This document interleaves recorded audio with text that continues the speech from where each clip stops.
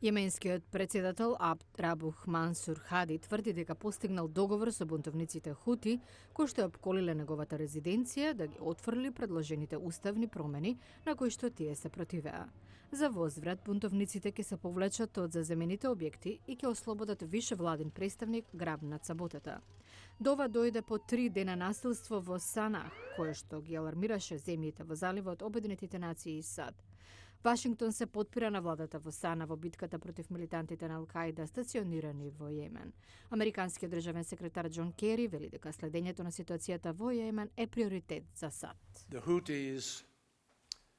Хутите несомнено насилно се спротивставија на одбивањето на владата на Хади да ги прифати сите нивни барања, а во однос на тоа како да се појде напред и да се примени планот за мир и соработка.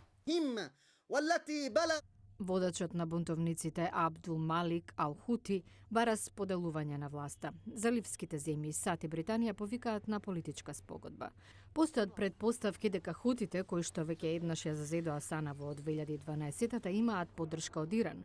Хади ужива поддршка од САД и Саудиска Арабија.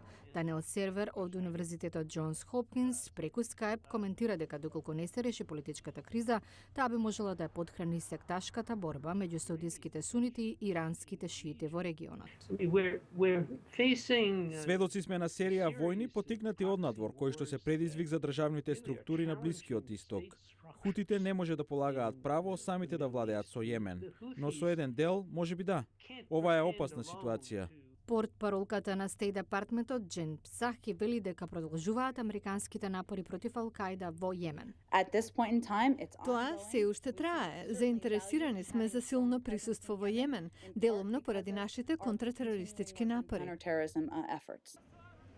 Барем до синоќа бунтовниците наведум се повлекуваа од заземените објекти во Сана.